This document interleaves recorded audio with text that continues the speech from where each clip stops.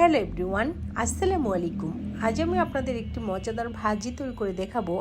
আর এ ভাজি আমরা সকালের নাস্তায় রুটি বা পরোটা দিয়ে খেয়ে থাকি। আর এ ভাজি তৈরি করা অনেক সহজ।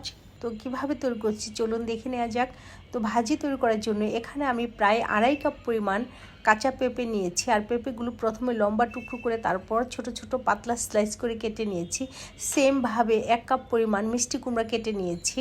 আর নিয়েছি 1 কাপ পরিমাণ সিম ছোট ছোট টুকরো করে কেটে নিয়েছি। আরও নিয়েছি 1 কাপ পরিমাণ ফুলকপিও ছোট ছোট টুকরো করে কেটে নিয়েছি। আর নিয়েছি আধা কাপ পরিমাণ গাজরও পাতলা স্লাইস করে কেটে নিয়েছি। আরও নিয়েছি 1.5 কাপ পরিমাণ আলুও পেঁপের মতো সেমভাবে কেটে নিয়েছি। এখন চলে যাচ্ছি ভাজি রান্না করার জন্য। আর ভাজি রান্না করার জন্য একটি কড়াই চুলাতে বসিয়ে এর মধ্যে প্রায় 1/3 কাপ পরিমাণ তেল দিয়ে দিচ্ছি। আর তেল খুব ভালো করে গরম করে এর মধ্যে দিয়ে দিচ্ছি 2টি পেঁয়াজ কুচি। আরও দিয়ে দিচ্ছি 3টি লাল মরিচগুলো মাঝখান দিয়ে একটু ভেঙে দিয়েছি।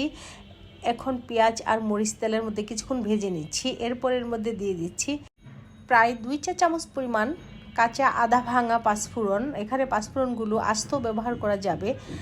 এখন পাঁচফোড়ন তেলের মধ্যে একটু সময় নিয়ে ভেজে নিব। আর পাঁচফোড়ন থেকে যখন সুন্দর ভাজা এরোমা বের হবে তখনই এর মধ্যে দিয়ে দিব 1.5 চা চামচ পরিমাণ আদা বাটা, 2 চা চামচ পরিমাণ রসুন বাটা। আদা রসুন বাটা আবার তেলের মধ্যে কিছুক্ষণ ভেজে নিচ্ছি।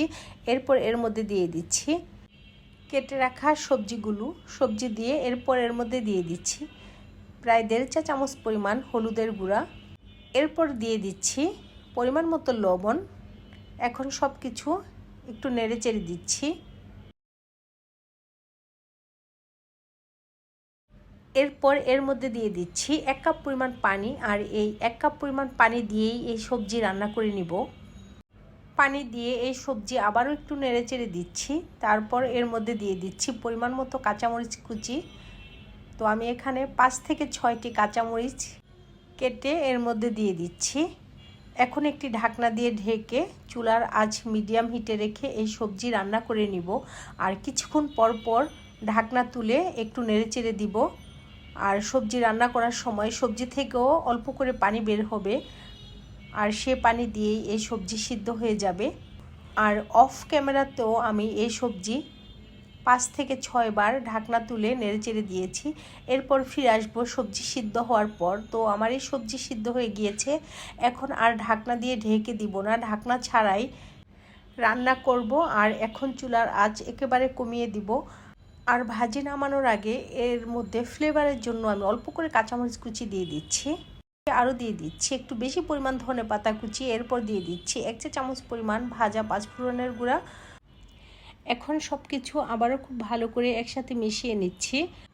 আর ধনেপাতা দেওয়ার পর 1 থেকে 2 মিনিট সময় এভাবে নেড়েচেড়ে তারপর এ ভাজি চুলা থেকে নামিয়ে নিব। তারপর গরম গরম পরোটা দিয়ে পরিবেশন করব। এ ভাজিটা সকালের নাস্তায় পরোটা বা রুটি দিয়ে খেতে অনেক বেশি ভালো লাগে। তো আশা করছি আমার আজকের ভিডিওটি আপনাদের কাছে ভালো লেগেছে। তো ভিডিওটি ভালো লাগলে আপনারা আপনাদের ফ্যামিলি এবং ফ্রেন্ডসদের সাথে শেয়ার করবেন। আর আপনাদের সকলের সুস্থতা কামনা করে আজকের মতো বিদায় নিচ্ছি। আল্লাহ হাফেজ। Thanks for watching.